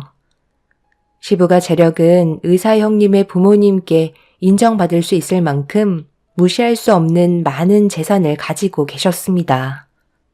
저희 가족은 시부 가족끼리 떨어져서 지내는 걸 안 좋아하셔서 한 건물에서 같이 살고 있습니다. 남편도 시부모님의 농사일을 도왔기 때문에 분가하는 건 사실상 불가능했었어요. 할 수 있다면 어떻게든 하겠지만 이런 상황을 대비해 건물을 올리셨기 때문에 굳이 멀리 살 필요는 없다 생각했었죠. 1층은 시부모님께서 사용하시고 2층은 저희 부부가 생활하고 있었습니다. 그리고 3층은 시숙이 살면서 형님을 만나 결혼을 하고 같이 들어와 살았습니다. 그래도 방을 쪼개서 각자 사는 게 아닌 층마다 분리가 되어 있어서 그런지 크게 문제될 건 없었어요. 시부모님께서도 집에 들어오면 특별한 일 아니면 부르지 않으셔서 제가 스트레스 받는 일은 거의 없었습니다. 그런데 형님네가 결혼하기 전에는 가족과의 분위기가 정말 좋았는데 형님이 한 식구가 되면서부터 점점 금이 가기 시작한다는 걸 느낀 적이 있었어요. 그건 형님이 임신을 하면서부터 가족의 관심이 형님 쪽으로 쏠리게 되었고 적지 않은 나이에 임신을 했던 터라 시부모님과 시숙은 상당히 예민해져 있는 상태였죠. 그리고 임신했다는 이유 하나만으로 대우를 받으려는 형님의 태도에 남편과 저는 불편하게 다가왔었죠. 그러다가 모두가 한자리에 모여 술자리를 가질 때 남편이 불만을 털어놓게 되었고 술이 들어가서 그런지 분위기는 순식간에 안 좋아졌습니다. 그런데 제 입장이 상당히 난처하더군요. 형, 내 말이 틀린 건 아니잖아. 결혼했다고 내가 언제 불만을 늘어놓은 적이 있었어? 어느 정도껏 해야지. 아무리 생각해봐도 이건 좀 심하니까 오늘 술 한잔 하면서 얘기하는 건데 그런 식으로 받아쳐야 되겠어? 형수님이 의사인 건 밖에서지 안에서까지 의사인 건 아니잖아. 집안에서는 그냥 한 가족일 뿐이야. 어느 정도 나이가 있으신 상태에서 임신을 했기 때문에 조심할 필요는 있지만 밤낮 가리지 않고 이 사람한테 전화해서는 뭐 먹고 싶으니까 만들어 달라고 하는 건 문제가 있는 거 아니야? 재수 씨가 음식 솜씨가 좋으니까 이 사람이 입맛에 맞는다고 해서 부탁 좀 한 건데 그게 그렇게 불만이었냐? 밖에서 사가지고 온 음식들이 입맛에 안 맞는다는데 가족으로서 해줄 수 있는 거잖아. 다른 것도 아니고 임신해서 부탁한 걸 가지고 분위기를 이런 식으로 만들어야 되겠어? 나중에 너나 재수 씨가 도움을 받을 일이 있으면 그땐 우리가 도와줄 수도 있는 건데 웃으면서 그냥 해주면 안 되는 거야? 식사 때 얘기하는 것도 아니고 이 사람이 집에서 놀고 먹지 않잖아. 우리랑 똑같이 새벽에 일어나서 반일 나가는데 잠이 얼마나 중요한지 형도 잘 알면서 그런 말이 나와? 지금 당장 안 먹는다고 죽는 것도 아닌데 하루 종일 밖에서 우리랑 똑같이 일하고 들어와서 애들 씻기고 재우기 바쁘다고. 하루가 모자란 사람한테 잠자는 시간까지 뺏는 건 문제가 있는 거지. 우리가 집에서 몇 시에 나가? 새벽 5시에 나가는데 새벽 3시에 깨어서 음식 해달라고 얘기하면 그게 얼마나 짜증이 나는 줄 알아? 형수님은 이 사람이 해준 음식 먹고 푹 잔 다음에 아침 9시에 슬슬 병원으로 출근하면 되지만 우리는 그게 아니잖아. 전화 안 받으면 내려와서 문 두드리고 속쓰리다며 깊은 잠에 빠진 애들까지 전부 다 깨워선 혼자 부엌에서 차려준 음식 먹고 올라가서 자면 그날 하루 우리 가족 컨디션은 그냥 무너지는 거라고. 가끔 부탁하는 거야 들어줄 수 있지. 요즘 들어 계속해서 반복되고 있잖아. 내가 오죽했으면 이렇게까지 얘기하겠어? 형수님, 뭐라고 말 좀 해봐요. 이게 맞는 거예요? 먹고 싶은 음식이 있으면 형한테 해달라고 하던가 아니면 저녁 식사하기 전에 미리 부탁을 하시면 되잖아요. 그게 먹고 싶은 음식에 하루 종일 생각 없다가 자려고 눕기만 하면 갑자기 먹고 싶은 음식이 떠오르는데 어떡해요. 미리 생각해놓고 얘기하면 저도 좋겠어요. 괜히 저 때문에 분위기 안 좋게 만든 것 같아 미안해요. 그런데 새벽만 되면 너무 속이 쓰리고 동서가 해준 음식들만 생각이 나서 저도 모르게 전화를 하게 되더라고요. 동서도 임신해봐서 알잖아. 평생 할 것도 아니고 몇 달 뒤면 출산하는데 그때까지만 좀 참고 해주면 되지. 별것도 아닌 거 가지고 험악한 분위기 만들어야겠니? 남편은 절대 형님이 원하는 대로 해줄 수 없으니 앞으로 저한테 음식 해달라고 부탁하지 말라며 큰소리치며 화를 냈습니다. 솔직히 제 입장에서도 참 난감했었어요. 어느 날 갑자기 부탁을 했을 때 저도 그런 경험을 안 했던 건 아니었기 때문에 형님이 먹고 싶다는 음식 한번 해준 적이 있었는데 그때부터 쉬지 않고 새벽 시간만 되면 계속해서 부탁을 하셔서 저는 리듬이 완전히 깨지고 말았죠. 잠이 부족하다 보니 하루하루가 너무 힘이 들었어요. 그래서 남편이 얘기하기 전에 제가 먼저 형님한테 체력적으로 많이 힘들다고 했지만 말로는 새벽에 전화하지 않겠다면서 결국 매번 전화를 해서 먹고 싶은 음식을 만들어 달라고 부탁을 했죠. 형님이 가족이 된 이후 처음으로 한 건물에서 살고 싶지 않다는 생각을 하게 될 만큼 형님의 행동은 저희 가족을 너무 힘들게 만들었어요. 그런데 시모는 중간에서 좋게 해결해 주려고 하시는 게 아닌 형님 편을 들어주시면서 저보고 희생하라는 말에 솔직히 좀 서운하긴 했었어요. 그때 약간 차별받고 있다는 걸 느끼고 있었습니다.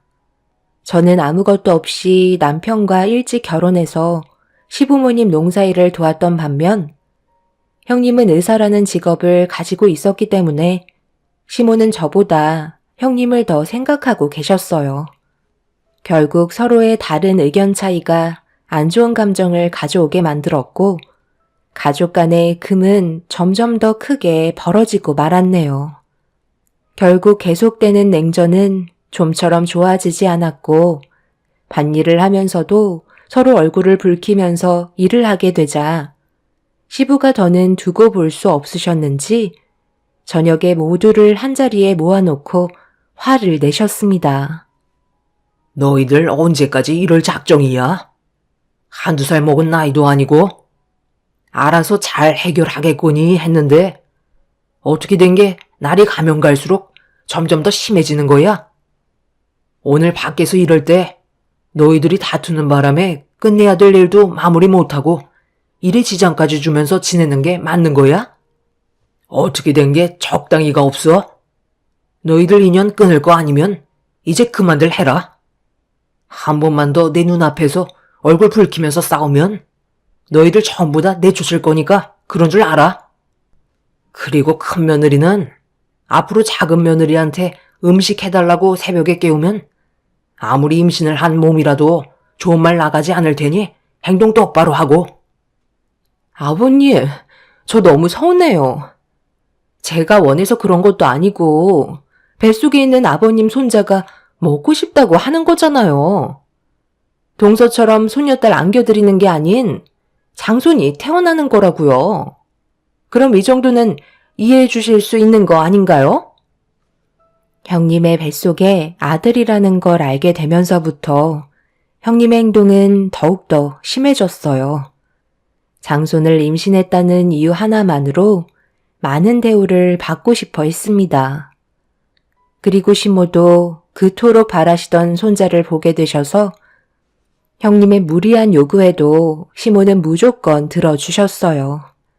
남편이 한바탕 난리를 친 이후에 시모가 도와주시긴 하셨지만 점점 더 심해지는 형님의 행동은 제가 봤을 때 저희 가족들 머리 위에 올라타려는 것 같은 느낌을 받았습니다.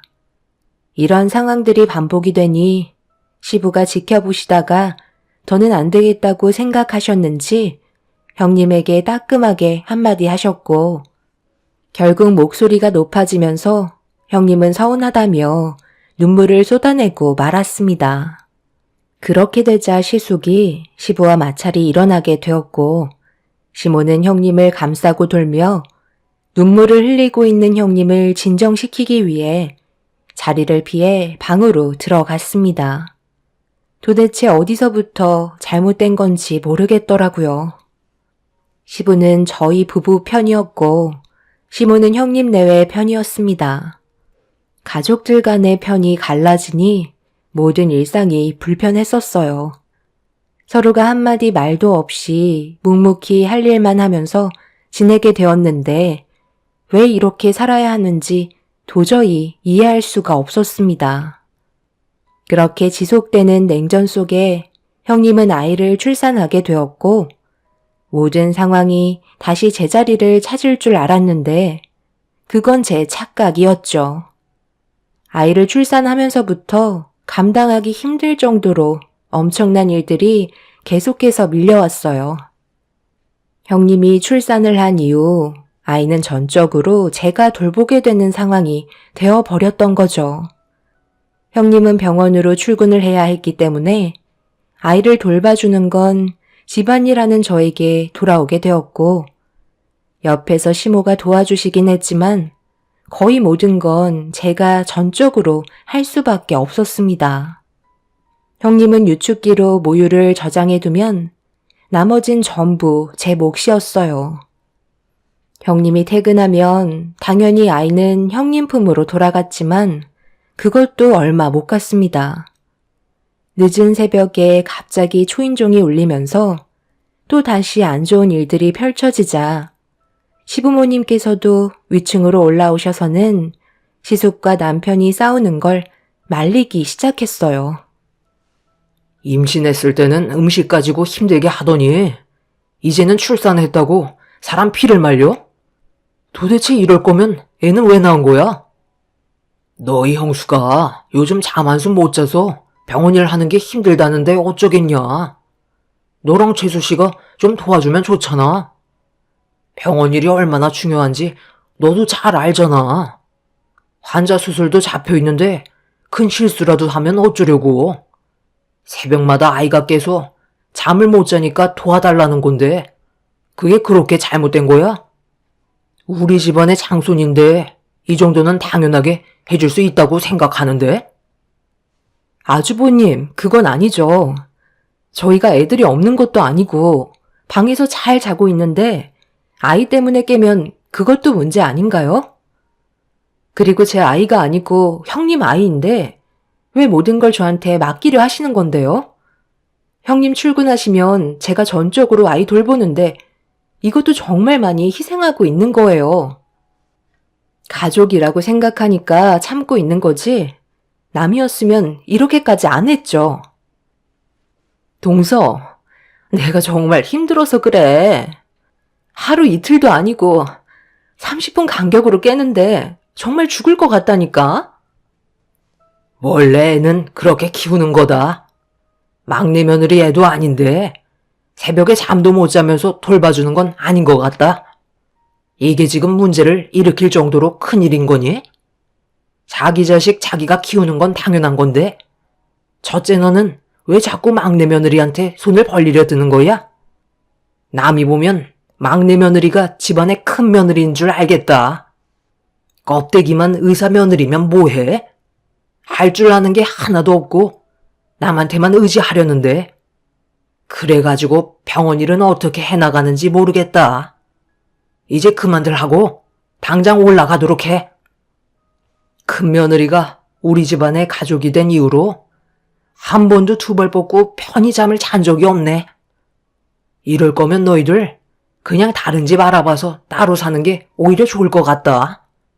큰 며느리가 들어오기 전에는 평화롭기만 했는데 어떻게 첫째 너 하나 들어왔다고 지금 집안 전체가 휘청거리고 말이 아니다. 제발 조용히 좀 살면 안 되겠니? 형님 내외와 저희 부부는 좀처럼 해결점을 찾지 못했어요. 시모는 제가 아이 돌보는 걸 반대하자 난리를 치셨고 분위기는 점점 더 험악해지더니 남편과 시숙이 시부모님 앞에서 막말을 주고받으며 결국 안 좋은 상황까지 몰아가고 말았죠. 형님의 행동은 전혀 이해할 수가 없었어요. 보통 뱃속에 있는 아이를 품에 안으면 모성애가 생기고 아무리 힘들어도 아이를 위해서 모든 걸 희생하는 게 거의 대부분 엄마의 역할인데 형님은 모성애도 없는지 태어난 아이를 짐스럽게만 느끼고 있었습니다. 결국 남편이 저녁에 아이 돌봐주는 걸 절대 반대하자 아이는 시모가 봐주시는 걸로 결정나게 되면서 험악해졌던 분위기는 어느 정도 진정시킬 수 있었습니다. 그런데 그날 이후 시모와 형님이 저를 대하는 태도의 온도가 상당히 차가워졌어요. 원하는 대로 움직이려 하지 않는 모습이 마음에 들지 않았는지 대놓고 차별을 두기 시작하셨어요. 그렇게 시간이 지날수록 점점 더 격해지는 시모와 형님의 태도에 참고만 있던 저도 결국 불만이 터지게 되었고, 결혼 이후 시모에게 처음으로 대들며 화를 내고 말았습니다.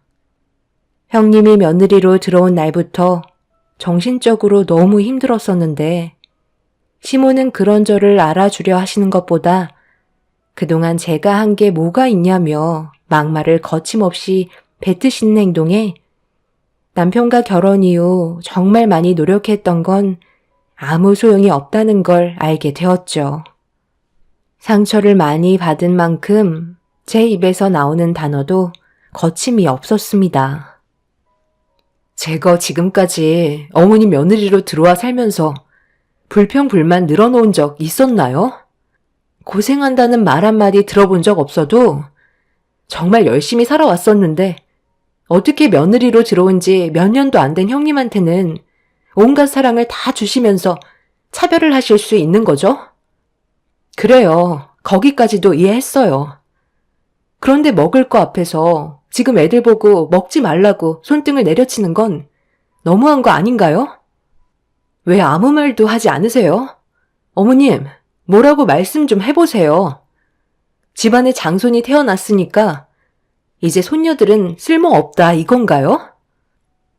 너무 먹으면 돼지밖에 터대겠니?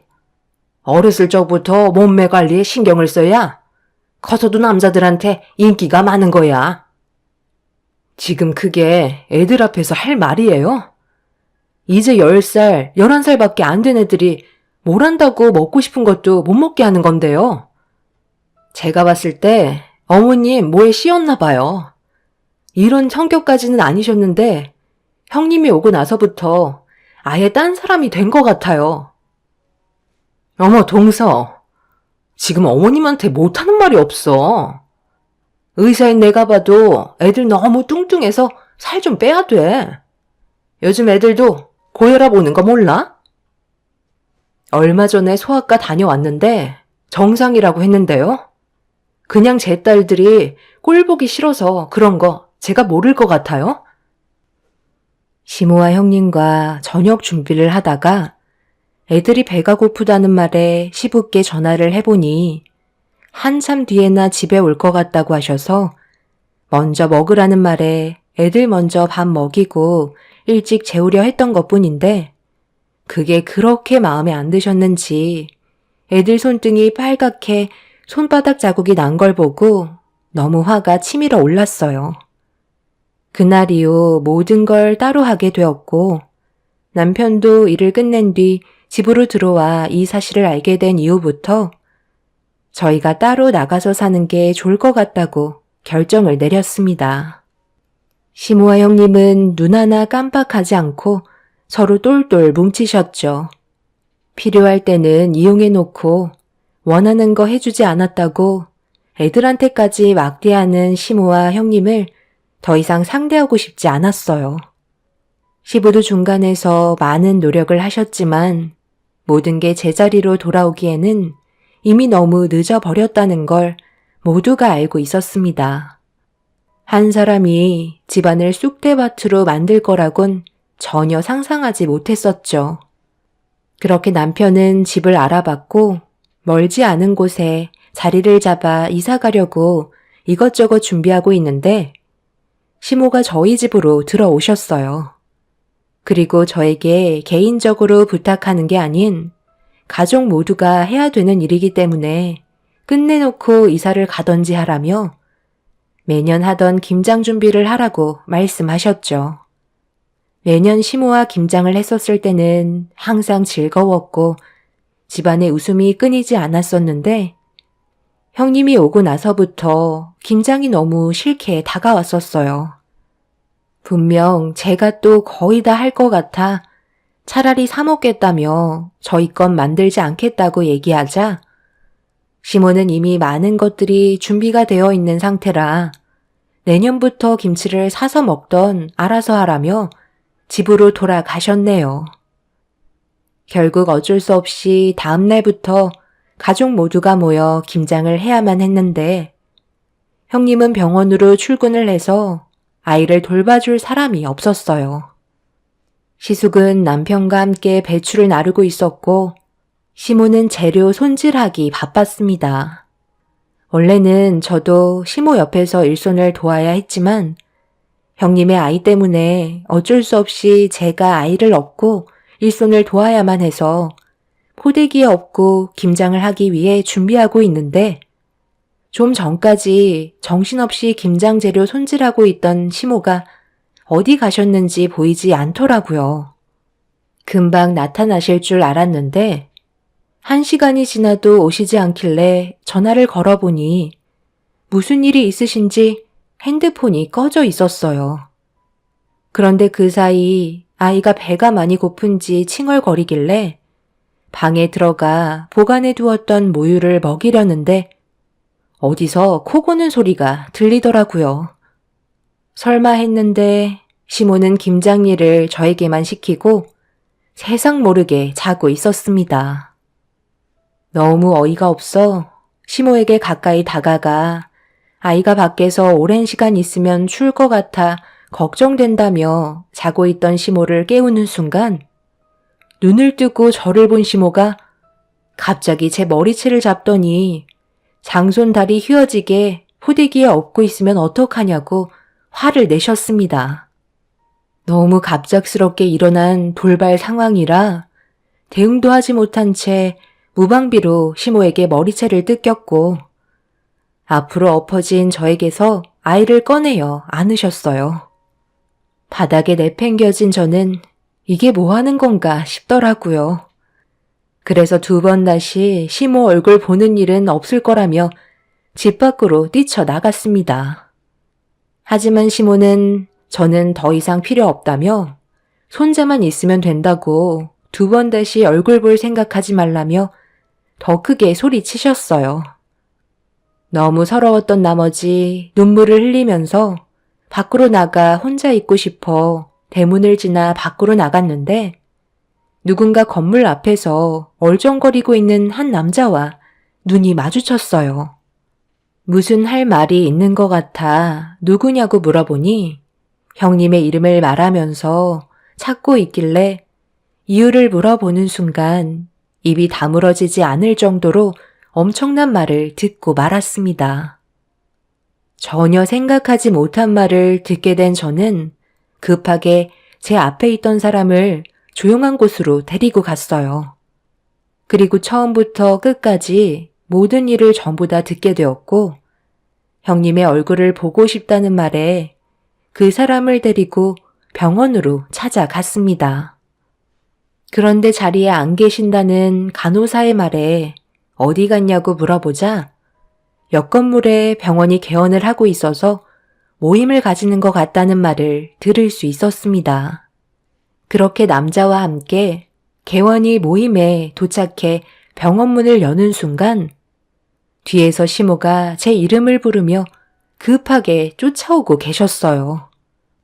그리고 그 순간 개원 모임을 가지던 의료진분들의 시선이 전부 저희 쪽으로 쏠렸고 형님과 눈을 마주친 순간 제 옆에 서 있던 남자를 보고 사색이 된 얼굴로 바라보고 있었습니다.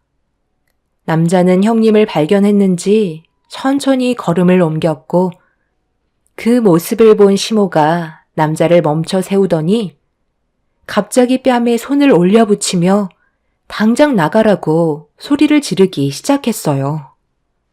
경직된 얼굴을 봤을 때 시모도 모든 사실을 알고 있는 듯 보였는데 시모의 입에서 나온 말은 이 남자에 대해 오해를 하고 있었습니다.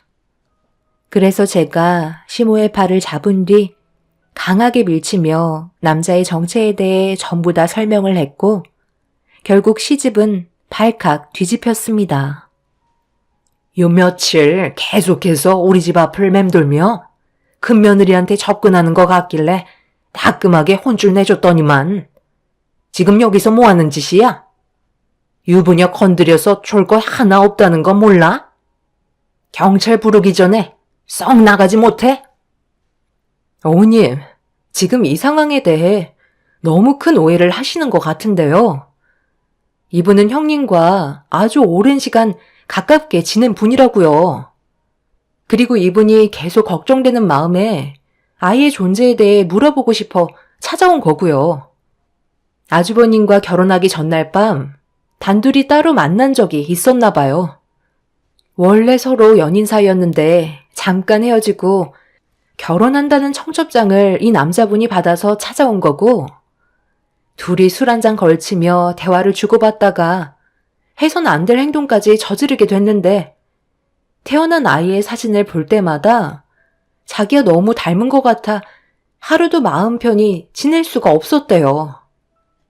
그래서 한동안 집에 얼쩡거렸던 거고, 저에게 이 사실을 털어놓으면서 만약 형님의 아이가 이 남자분의 친자라면 결혼은 없었던 일이 되는 거 아니냐고 하길래 형님은 무슨 생각을 가지고 있는지 저도 알고 싶어서 이분과 함께 온 거예요.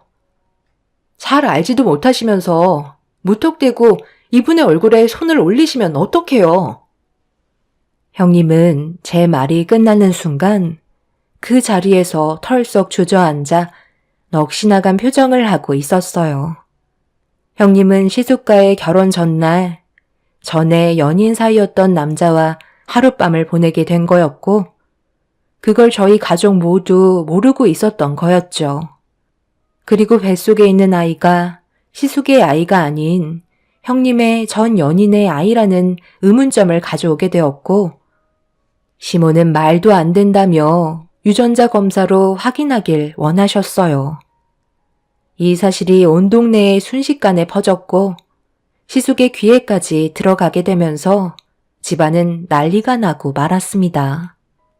시숙과 결혼하기 전에 전 연인과 잠자리 한 것도 이혼 사유이지만 태어난 아이가 본인 아이로 생각하며 키웠었는데 한순간에 모든 게 무너지고 있었죠. 그렇게 유전자 검사를 하게 된 결과 예상했던 대로 형님의 뱃속에서 태어난 아이는 시숙의 아이가 아닌 형님의 전 연인의 아이로 판정을 받게 되었습니다. 결국 이런 엄청난 일들로 인해 시숙과 형님은 끝내 이혼을 할 수밖에 없었고 현재 혼인 무효 소송을 진행 중입니다. 그 뒤로 시모가 저에게 보이는 행동이 너무 소름 끼칠 정도였어요. 형님과 장손이라고 생각했던 아이까지 전부 떠나보내고 나니 시모의 곁엔 저밖에 없었고 시모는 저에게 했던 행동들에 대해 용서를 구하며 다시 예전의 관계로 돌아가고 싶어 하고 계십니다. 하지만 저는 이미 시모의 마음을 알았기 때문에 전혀 받아줄 마음이 없어요. 지금 현재 같은 건물에서 지내지 않고 따로 나와 살고 있는데 시숙은 정신이 온전치 못해 매일 술에 취해 살고 있는 중이네요. 남편도 시모의 얼굴 보고 싶어 하지 않고 시부 또한 시모와 각방을 쓰며 매일 부부싸움이 벌어지고 계시다 합니다. 시부는 시모와 같이 살고 싶지 않다고 각자 편히 살길 원하시지만 시모는 절대 이혼만큼은 할 수 없다며 시부의 곁에 붙어 있으려고 하시네요. 형님은 저희 가족에게 잠시 머물렀다가 남이 되어 떠나갔지만 남아있는 저희들은 풍비박산이 나고 말았죠. 앞으로 어떻게 살아가야 할지 모르겠어요. 지금 이 상황을 어찌하면 좋을까요? 제 사연 들어주신 분들, 오늘 하루도 가족분들과 행복한 시간 많이 만드시길 바랍니다. 감사합니다.